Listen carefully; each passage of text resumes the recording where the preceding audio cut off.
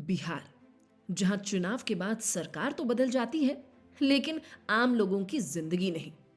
बादशाह कोई भी बने, सत्ता किसी के भी हाथ में जाए, जनता भिखारी की भिखारी ही रहनी है।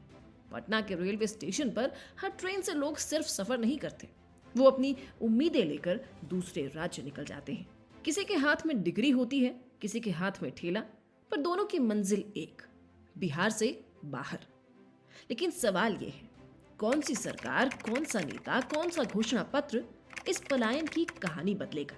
1947 के बाद से अब तक बिहार में 23 लोग मुख्यमंत्री बन चुके हैं। लालू प्रसाद यादव, राबड़ी देवी, नीतीश कुमार और जीतन राम मांझी, सबने अपनी छाप छोड़ी।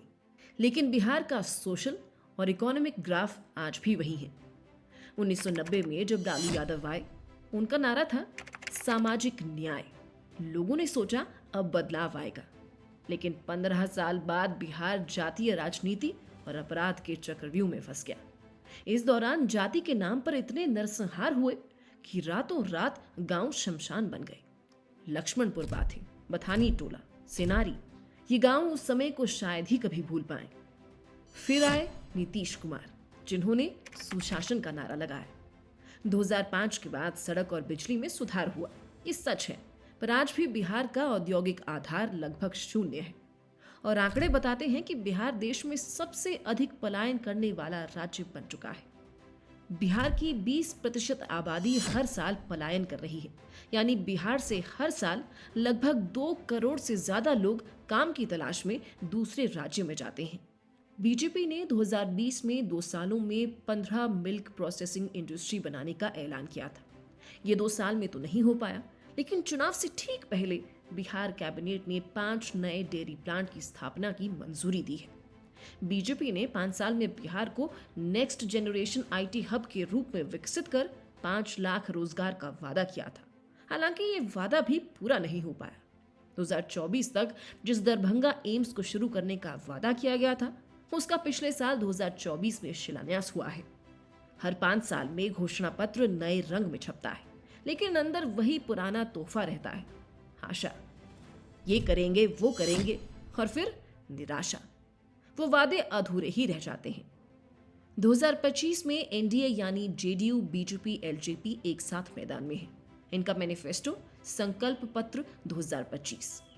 इसके मुख्य वादे: 1 करोड़ से अधिक सरकारी नौकरी और रोजगार, 125 यूनिट मुफ्त बिजली, 5 लाख तक मुफ्त इलाज, हर जिले में फैक्ट्री और राज्य में 10 नए औद्योगिक पार्क बनेंगे, 7 नए एक्सप्रेसवे और 3600 किलोमीटर रेल ट्रैक अपग्रेडेशन, बच्चों के लिए केजी से पीजी तक मुफ्त शिक्षा और पौष्टिक भोजन की गारंटी। वहीं दूसरी तरफ महागठबंधन ने मैनिफेस्टो को तेजस्वी का प्रण पत्र नाम दिया। इसके मुख्य वादे: सरकार बनते ही 20 दिनों के अंदर प्रदेश के हर परिवार के एक सदस्य को सरकारी नौकरी देने का अधिनियम और 20 महीने के भीतर नौकरी देने की प्रक्रिया प्रारंभ की जाएगी। 200 यूनिट बिजली मुफ्त दी जाएगी। सभी संविदा कर्मियों और आउटसोर्सिंग पर कार्यरत कर्मचारियों को स्थायी किया जाएगा। पर जनता का सवाल साफ है, पिछले घोषणा पत्रों का क्या हुआ? क्या उनमें किए वादे पूरे किए? बिहार के असली मसले वो ही हैं जो हर बार नोटिस में आते हैं, लेकिन जमीन पर बदलाव नहीं होता। 2024 तक बिहार का विकास सूचकांक यानी डेवलपमेंट इंडेक्स बहुत नीचे है। रिपोर्ट के अनुसार बिहार में 32% शिक्षकों की कमी है। इसी वजह से स्कूलों की पढ़ाई ठीक से नहीं हो पाती। जो बच्चे पढ़ लिख जाते हैं, उनको नौकरी मिलना मुश्किल है। इसलिए पटना से रोजाना बाहर जाने वाली फ्लाइट्स और ट्रेन युवाओं से भरी होती है, जो बेहतर नौकरी की तलाश में होते हैं। अगर क्राइम की बात करें तो एनसीआरबी रिपोर्ट के मुताबिक हत्या और अपहरण के मामलों में यूपी और बिहार टॉप पर हैं।